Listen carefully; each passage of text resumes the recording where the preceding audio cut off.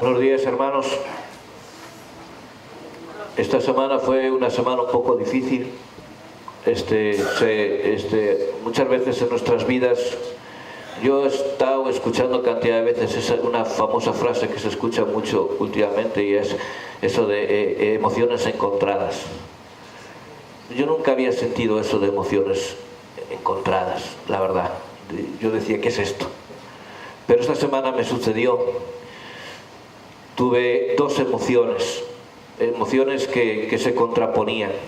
Una era de tristeza y de pena, pero a la vez había otra emoción que era de enojo en mi vida. Resulta que recibí una llamada fue el miércoles por la noche, una llamada diciéndome una muy mala noticia. No sé si ustedes han visto las noticias. Aquí en Laredo un muchacho mató a su hijastra. Bueno, yo conocí a la bebita. La hermana Chelito y yo tenemos una célula en casa de la abuela de esa bebita, y ahí estaba, la bebita era cuidada por la abuela.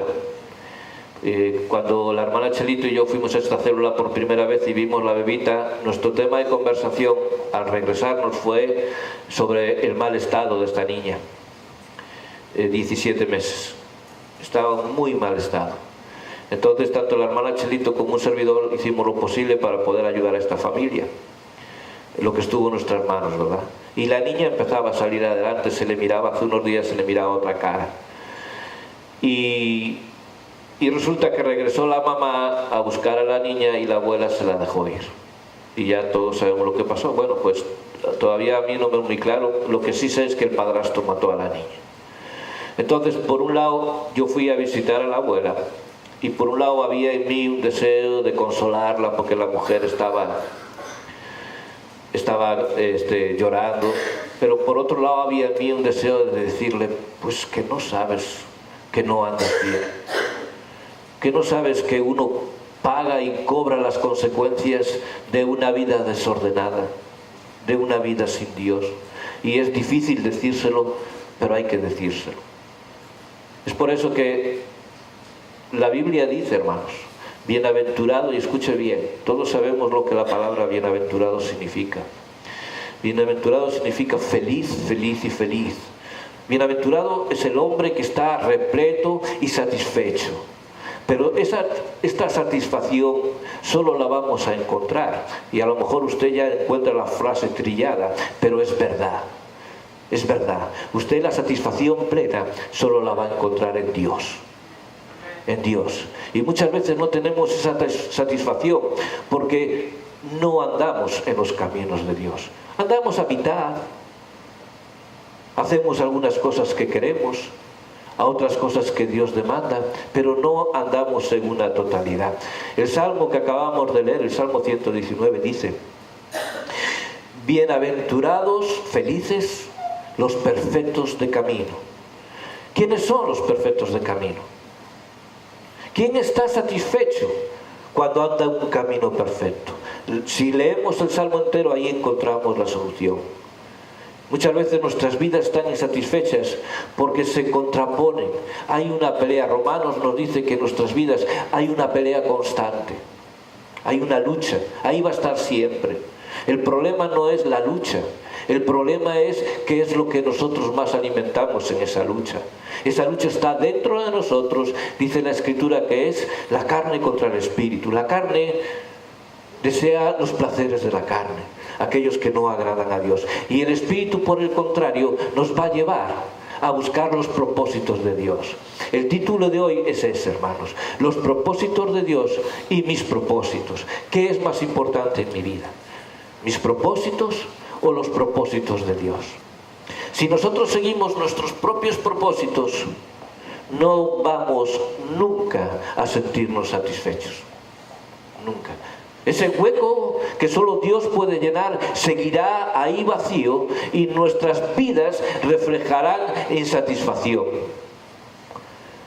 Y por supuesto pagará, escúcheme bien, pagará las consecuencias. Esta mañana mirábamos por medio de la maestra de escuela dominical que en la iglesia de Corintio había pecados y pecados graves. Esos pecados iban a traer a la propia iglesia unas consecuencias, así como a la persona que estaba en pecado. Nosotros tenemos que plantearnos, hermanos, y es un planteamiento serio en nuestras vidas. ¿Qué es más importante para mí? ¿Mis propios propósitos, mis propias metas o los propósitos y metas de Dios? Quiero leerles lo que dice el versículo 4. Dice: tú encargaste, eso es un encargo de Dios.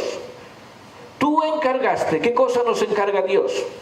Que sean muy guardados tus mandamientos. ¿Por qué creen que Dios quiere que sus mandamientos sean muy guardados? Ese es el propósito que Dios tiene para nuestras vidas. Que vivamos una vida santa y perfecta delante de Él. Que a quien deseemos agradar sea solo a Él y no a nosotros. Y muchas veces hacemos absolutamente lo contrario. Hay una parte de la Escritura donde Jesucristo nos habla precisamente de esto. De que muchas veces nada más tratamos de agradar a mi yo. Y son mis propios deseos y mis propios propósitos los que yo consigo, edifico día a día. Dice, dice Lucas 12:16, también le refirió una parábola, habla de Jesucristo, diciendo, la heredad de un hombre rico le había producido mucho. Era un hombre bendecido. Y él pensaba, y usted fíjese la cantidad de veces que dice para sí. Dice, y él pensaba dentro de sí, para sí. Decía, ¿qué haré? Porque no tengo donde guardar mis frutos. Su heredad le había producido tanto que ya empezó a tener congoja en su corazón de dónde guardar aquello. Entonces dice, y dijo esto haré, derribaré mis graneros. Sigo pensando en mí mismo. Son míos, no son de nadie más. Aquí no dice, bueno, pues en realidad fue Dios quien me hizo prosperar y esto le pertenece a Dios. No, pensaba de muy mala manera. Son mis graneros, es mi dinero, son mis cosas y yo voy a hacer con ello lo que yo quiero. Y muchas veces así pensamos. Y los edificaré aún mayores. Es decir, aquí vemos los propósitos de este hombre. Eran para él. No eran para agradar a Dios. Eran para seguir él satisfaciendo su alma, creyendo que esto le iba a satisfacer. Y allí guardaré todos mis frutos.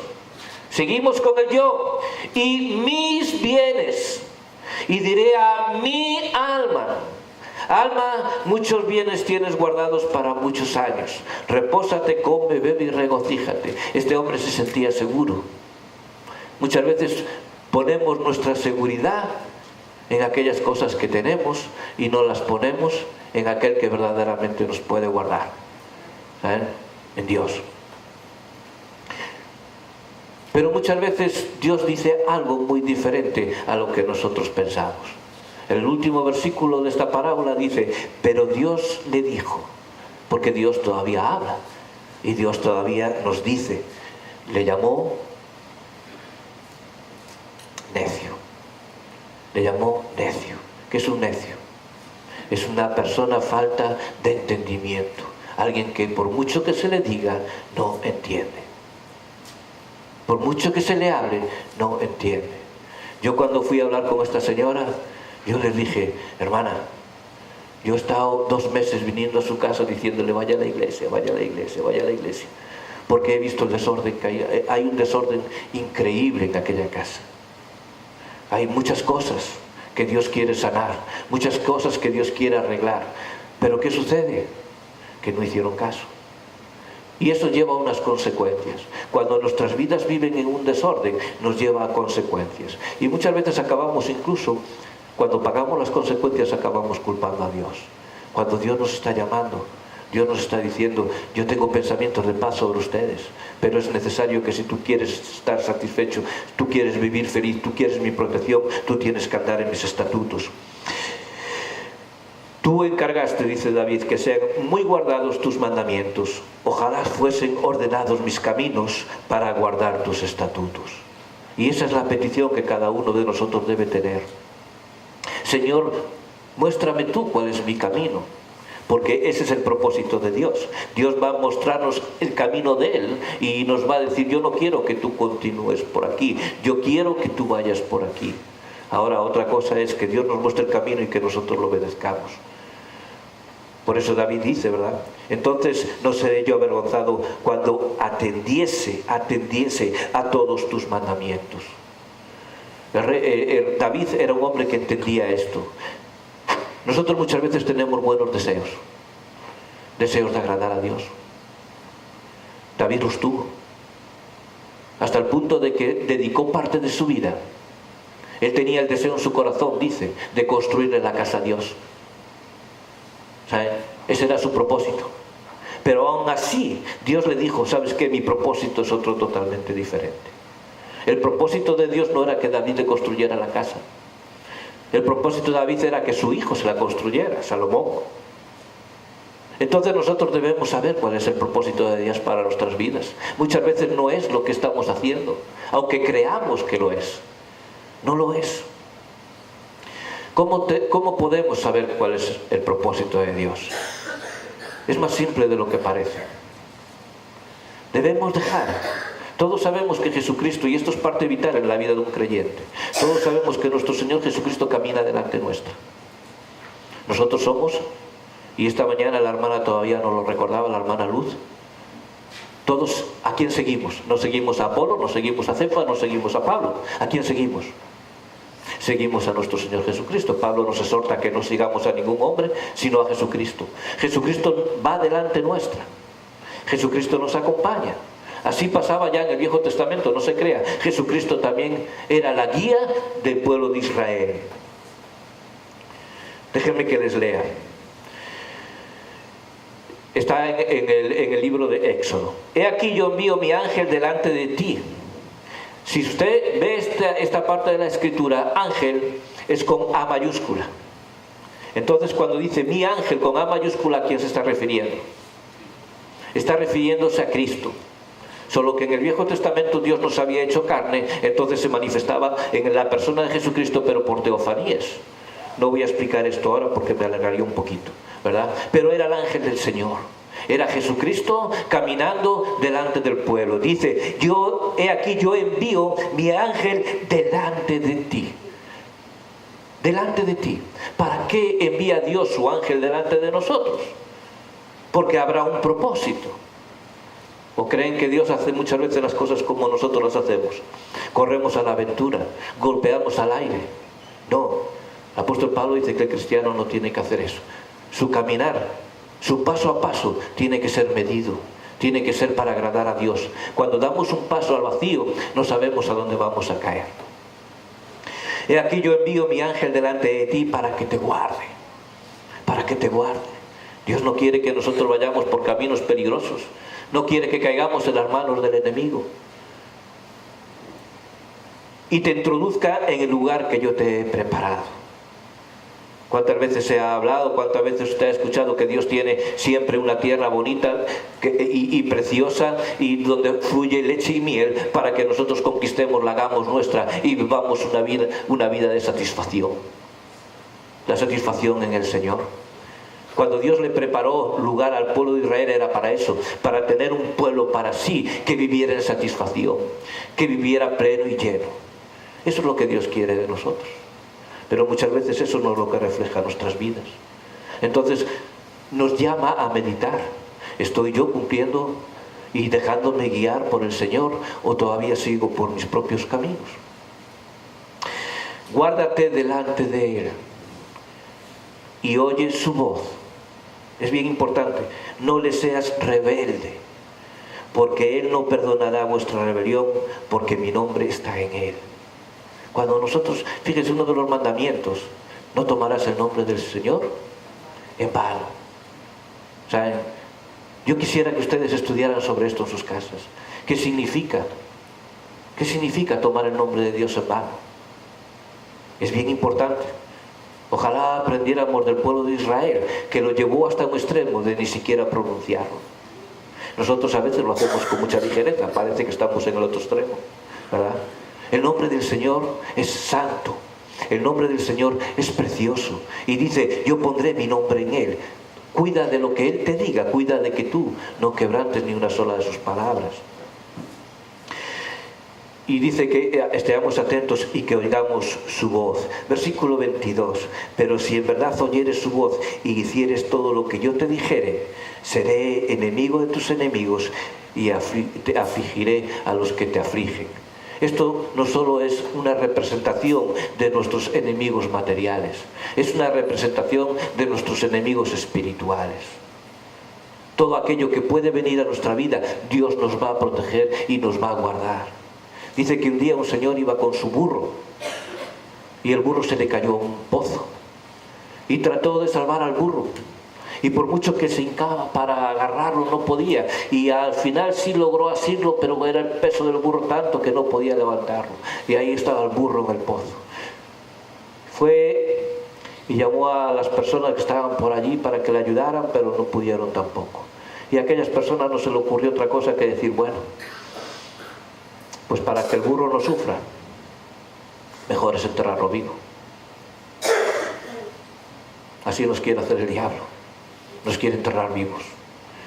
Y esta gente empezó a echarle paladas de tierra, y el burro, que no era tan burro, se dio cuenta de que si la tierra que le caía en los lomos se la sacudía, y entonces caía a sus pies, y poco a poco esa tierra iba haciendo que el burro subiera para arriba, y seguía sacudiéndose, y la tierra hacía que el burro siguiera para arriba hasta que el burro salió. La enseñanza es que muchas veces nuestros enemigos, aquellas personas que no nos quieren, que nos aborrecen, el diablo mismo va a tratar de enterrarnos vivos. ¿Saben? Sacúdase. ¿Qué significa sacudirse? Sacudirse significa que todo aquello que venga a tu vida puede ser una bendición. Aquello que te quiere enterrar, dice que Dios convierte la maldición en bendición. Aquello que con lo que el diablo y tus enemigos te van a querer enterrar, a ti te va a servir para salir adelante. Dios lo va a utilizar para que tu vida sea más luz. Dios lo va a utilizar para que tu vida fluya más el poder y tengas mayor campo. Porque cuando el burro sale de allí otra vez puede caminar con libertad. ¿Saben? Sacúdase. Muchas veces lo que sucede, ¿saben lo que es? Todo lo contrario, que no nos sacudimos la tierra. ¿Por qué te abates, oh alma mía? Él reconoce que hay momentos en nuestras vidas que nuestra alma se abate, se olvida. ¿Saben lo que es abatir? Es que se abandona la muerte. Para que puedan entender, sería el burro que ve caer en la tierra y de repente lo único que hace es acostarse y dejar que la tierra lo inunde. ¿Saben? Y muchas veces nuestra alma se abate, se cansa. Dios te dice, sacúdete la tierra, sacúdete, porque te va a ayudar a levantarte y a salir adelante. No permita, hermano, que las angustias, que los dolores, que los enemigos, que los viles, podría seguir, ¿verdad? No permita que nada de eso apague la llama que Dios ha encendido en su corazón. Medite en los propósitos de Dios, me decía esta mañana la hermana Luz, y tiene toda la razón. Necesitamos pararnos ciertos días que no lo hacemos y retirarnos, hacer retiros espirituales, ¿sabes? Dedicarnos solamente un día o dos, solamente a la palabra de Dios, a la meditación, a buscar al Señor, a clamar a Él, porque ya nos olvidamos el clamar a Dios, como que ya todo lo tenemos ganado, y no tenemos nada ganado, hermano. ¿Saben? Es por la gracia y la misericordia de Dios que todo lo que nos da es nuestro. ¿Saben? Es por eso que dice la Escritura, y es bien importante esto: guárdate delante de Él y oye su voz. No le seas rebelde, porque Él no perdona vuestra rebelión. El pueblo de Israel se rebeló una y otra y otra y otra vez. Y Dios manifestaba su misericordia, manifestaba su misericordia. Pero ¿quién conoce la paciencia de Dios hasta dónde llega? Si pudiéramos hablar con Saúl, podríamos preguntarle a él. Quiero volver otra vez a preguntarle: ¿vivo yo bajo el propósito de Dios o vivo bajo mis propios propósitos? ¿Vivo yo según lo que Dios está demandando de mí? ¿O todavía le soy rebelde y sigo haciendo lo que yo quiero? No nos ha llamado Dios a eso, hermanos. No, no lo hace.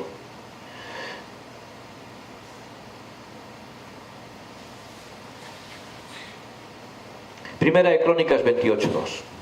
Y levantándose el rey David puesto en pie dijo: oídme, hermanos, oídme, hermanos míos y pueblo mío. Yo tenía el propósito de edificar una casa en la cual reposase el arca del pacto de Jehová, y para el estrado de los pies de nuestro Dios, y había yo preparado todo para edificar. Ya David había preparado todas las cosas para edificar el templo. Había un propósito que todos podemos decir que era muy bueno, muy genuino. Qué mejor propósito que prepararle la casa a Dios, ¿sabes? Pero Dios llama algo la atención, y esto yo lo repito una y otra vez porque la Biblia nos hace ver hacia nosotros mismos. Dice: mas Dios me dijo: tú no edificarás casa a mi nombre, porque eres hombre de guerra y has derramado mucha sangre. ¿Saben lo que está diciendo esto? Está diciendo: yo quiero que tú veas tus manos. David no se había nunca parado a pensar de que por alguna razón Dios no quisiera que le construyera la casa. En cambio sí había una. ¿A qué nos llama esto? Nos llama a vernos a nosotros mismos, a fijar nuestros ojos en nuestras manos. Nos llama a ver lo que estamos haciendo, si de verdad estamos haciendo el propósito de Dios o estamos haciendo nuestro propio propósito. Y Dios, ¿saben qué? Lo bonito de esto es que Dios te indica, Dios te enseña. Cuando uno busca la dirección de Dios, usted nunca menosprecie la palabra donde dice: busca y hallarás. El que a Dios busca, a Dios halla. El que a Dios busca, a Dios halla. El que busca sabiduría, dice uno que no tema pedirle sabiduría a Dios. ¿Y cómo Dios le va a responder? ¿Te voy a dar una poquita sabiduría? Dice que no, dice que te dará abundantemente. ¿Sabe? Dios te va a hacer conocer primeramente tu propio corazón, tu propia mente. Dios te va a dar a conocer cuáles son sus caminos y cuáles son los tuyos. La diferencia que hay entre unos y la diferencia que hay entre otros. Y luego te va a dar a escoger, como le dio a escoger al pueblo de Israel. Escogíos hoy a quien sirváis, porque la decisión es tuya. Tú, una vez que conoces la verdad, tú puedes decidir a quién servir. Muchas veces, conociendo la verdad, esta mañana también se hablaba de eso, todavía no queremos hacerlo.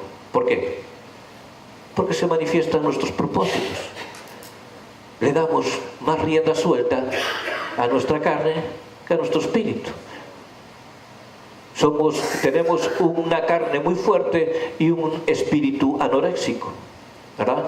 No le damos de comer al espíritu, pero sí le damos de comer a la carne. Debe de ser al contrario. Debemos darle de comer ¿a qué? Al espíritu. ¿Por qué? Porque somos personas espirituales. Hemos nacido al espíritu, ¿o no? El que está en Cristo, nueva criatura es. Las cosas viejas pasaron y aquí todas son hechas nuevas. Y Dios empieza actuando, avivando ese espíritu que estaba muerto en ti. Entonces ya somos personas espirituales. En la medida que alimentemos el espíritu es el que va a relegar a la carne. Pero en la medida que alimentemos nuestra carne, entonces la carne va a relegar al espíritu. No que dejemos de ser cristianos, pero somos cristianos ¿qué? ¿Podemos ser cristianos espirituales o cristianos carnales? Podemos hacerlo. Todo depende a quién alimente usted más. Es por eso que muchas veces como cristianos tenemos vidas que no tienen satisfacción. Andamos más amargados que alegres. Vivimos más con la cara ahí triste que con la cara alegre. Si Dios produce en nosotros gozo, si Dios produce en nosotros paz, si Dios nos da un amor que el mundo no puede entender, ¿cómo no andar contentos? ¿Cómo no andar gozosos? ¿Cómo no expresar? Muchas veces vemos a la gente que nos ve y dice, ¿para qué voy a ser yo cristiano si mira cómo está esa persona? Parece que anda amargada. Es que nosotros tenemos que reflejar. Jesucristo para nada era un hombre triste, ni amargado. Era un hombre que entendía la seriedad de su mensaje, que entendía la seriedad de su obra, de lo que él vino a hacer.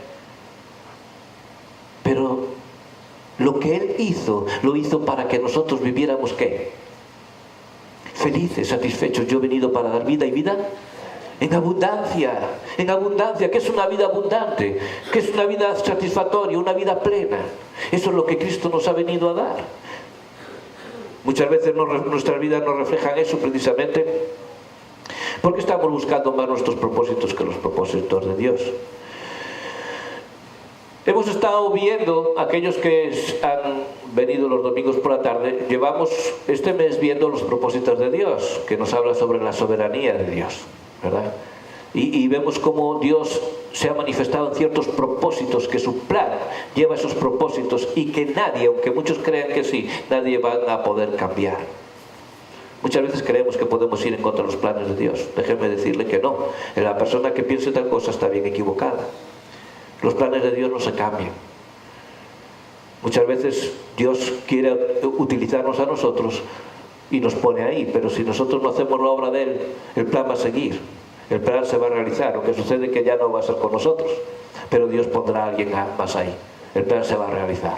El plan que Dios tenga, los planes de Dios son perfectos, son eternos y se van a realizar, pese quien pese. Efesios 1:11, dice, y en él, asimismo tuvimos herencia, habiendo sido predestinados conforme al propósito del que hace todas las cosas según el designio de su voluntad. Yo estaba meditando en esto el otro día, prediqué también un poquito sobre este versículo, y estaba meditando en esto y Dios me llevó luego. Me llevó al huerto de Getsemaní, a las horas de angustia del Señor Jesucristo. Todos conocemos el pasaje. Hubo un momento en el ministerio de nuestro Señor Jesucristo, se angustió su corazón, porque Él sabía dónde iba a ir. Sabía que las horas que le esperaban iban a ser muy duras, ¿sabe? Pero aún así dijo algo que tiene que ser un ejemplo de vida para nosotros. Padre, no sea mi voluntad, no sea mi propósito, que sea tu voluntad la que sea hecha en mí. ¿Sabe? Que todos estemos dispuestos a decirle eso a Dios. Señor, no sea mi voluntad, hágase tu voluntad en mí, porque dice la Escritura que Dios nos hizo según el designio de su voluntad, nos hizo nueva criatura para que cumpliéramos un propósito en Él. Romanos 8:28 dice, y sabemos que a los que aman a Dios, todas las cosas nos ayudan a bien.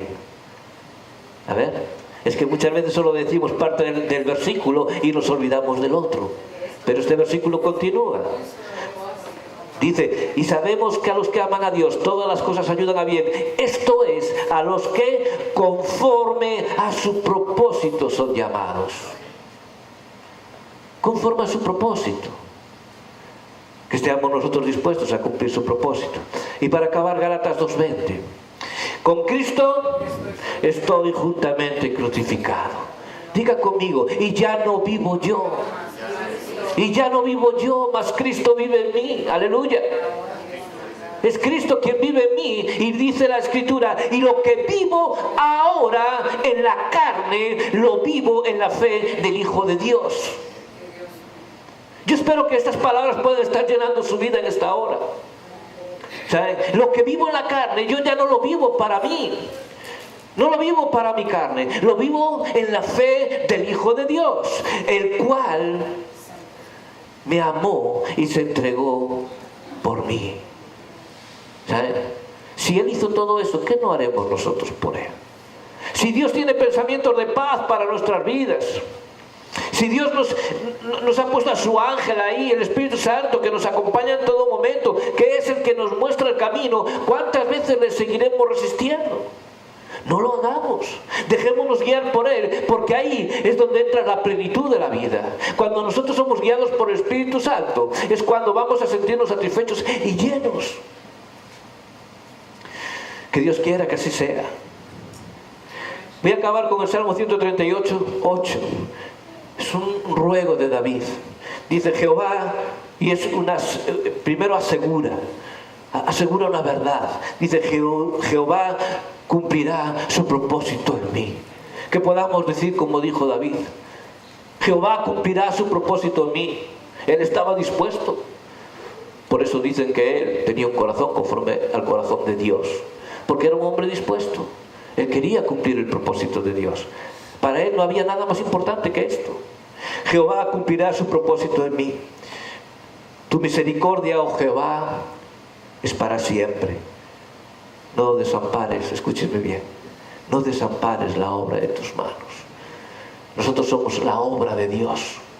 David entendía esto. Yo soy tu obra, Señor, estoy en tus manos, me estás moldeando, estás haciendo tu trabajo en mí. No desampares la obra de tus manos. Pidámosle a Dios que siga haciendo la obra con nosotros, que no tenga en cuenta nuestras rebeldías, nuestras rebeliones. Digámosle a Dios, Señor, cumple tu propósito en mí. Amén. Vamos a ponernos de pie y vamos a decirle a Dios en oración, cumple tu propósito en mí. Oramos, Señor, por cada uno de nosotros, Señor, para que tú, Señor, nuestro Dios, nos tengas por dignos del llamamiento, y que tú cumplas todo propósito de bondad y toda obra de fe con tu poder en nuestras vidas, Señor, porque tú eres quien nos salvó. Pero no solo nos salvaste, sino que nos llamaste, y lo hiciste con llamamiento santo, no conforme a nuestras obras, sino según el propósito tuyo y la gracia que nos fue dada en Cristo Jesús antes de los tiempos de los siglos. Señor Padre, como dijo David, te decimos en esta mañana, cumple tu propósito en mí, Señor. Te pido, Padre, que borres mis rebeliones, que quites de mí mi propósito, Señor, y que reine el tuyo en mi vida, Señor. Ayúdame a ser edificado en tu palabra y que sea ella la lumbrera en mi camino, Señor. Tu palabra nos dice, ¿con qué guardará el joven su camino? Con guardar tu palabra, Señor. Bendice a tu pueblo, bendice tu congregación, bendice a cada uno de los que aquí estamos presentes delante de ti, Señor. Que aquello que necesitemos, Señor, tú nos des, y aquello que nos estorba, Señor, que tú no lo quites. Que aprendamos a decir cada día de nuestra vida, Señor, hágase tu voluntad y no la mía. En Cristo Jesús. Amén. Amén.